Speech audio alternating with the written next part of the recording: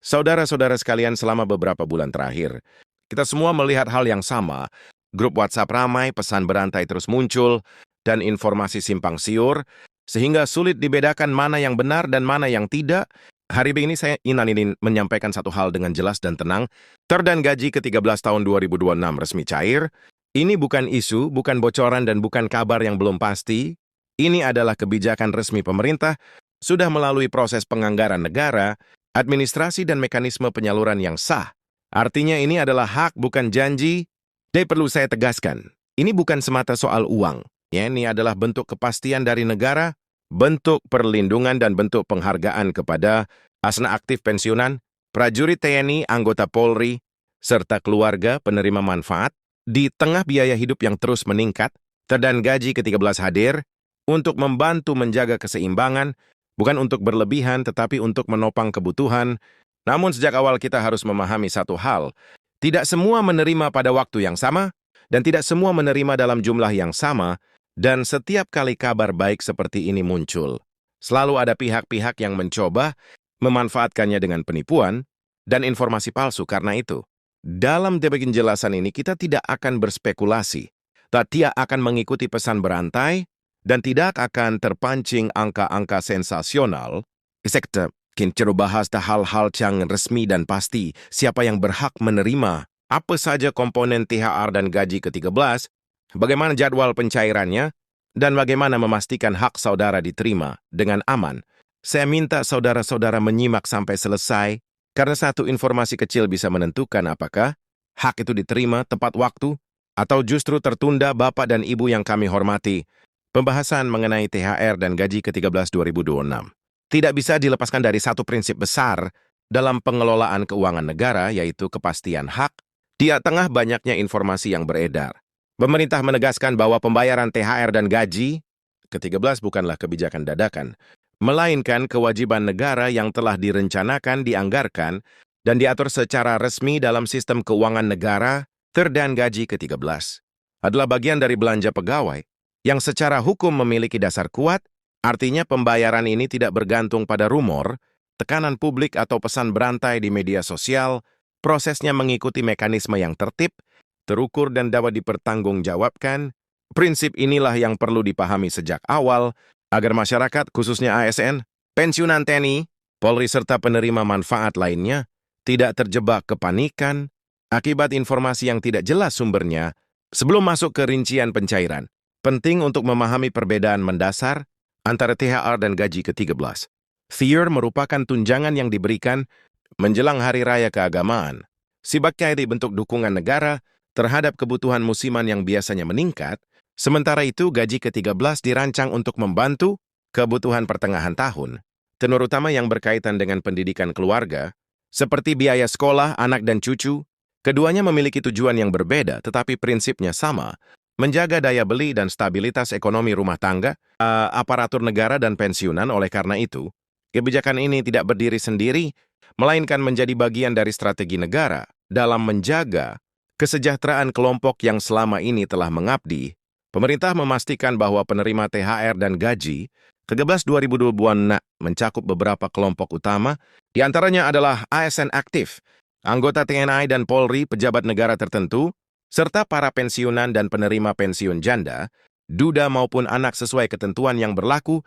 Bagi pensiunan, pembayaran dilakukan melalui lembaga pengelola pensiun dan mitra perbankan resmi. Hak ini tidak gugur hanya karena status sudah tidak aktif bekerja. Negara masih tetap hadir untuk memastikan para purna bakti menerima haknya secara layak dan aman. Perlu dipahami bahwa status penerima manfaat sangat menentukan komponen dan besaran yang diterima. Karena itu, perbedaan nominal bukanlah pertanda ketidakadilan. Email lain yang hasil dari perhitungan sesuai aturan. Besaran THR dan gaji ke-13 tidak ditentukan secara sembarangan. Komponen yang diperhitungkan umumnya mencakup gaji pokok serta tunjangan tertentu sesuai ketentuan yang berlaku pada tahun anggaran berjalan. Bagi pensiunan, komponen tersebut disesuaikan dengan manfaat pensiun yang diterima setiap bulan. Inilah sebabnya mengapa nominal antar penerima bisa berbeda. Golongan terakhir, masa kerja, serta status penerima manfaat berpengaruh langsung terhadap hasil perhitungan. Sistem pembayaran dilakukan secara terkomputerisasi Untuk meminimalkan kesalahan manual, salah satu pertanyaan yang paling sering muncul adalah mengenai jadwal pembayaran. Pemerintah menegaskan bahwa pencairan dilakukan sesuai jadwal yang telah ditetapkan, namun tidak selalu serentak dalam satu hari yang sama. Penyaluran dilakukan secara bertahap untuk menjaga stabilitas sistem perbankan dan memastikan setiap transaksi tercatat dengan benar. Dekatan bertahap ini bukan bentuk penundaan hak, melainkan langkah pengamanan.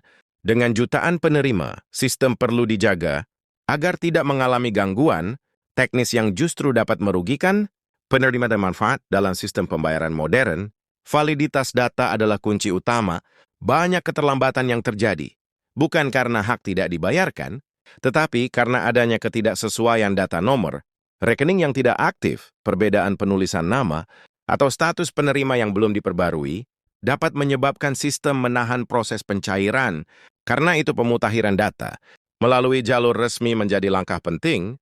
Proses ini pada prinsipnya tidak dipungut biaya. Jika ada pihak yang meminta bayaran untuk mempercepat pencairan atau memvalidasi, data hal tersebut patut dicurigai. Selain data administratif, autentikasi penerima juga menjadi bagian penting dalam penyaluran.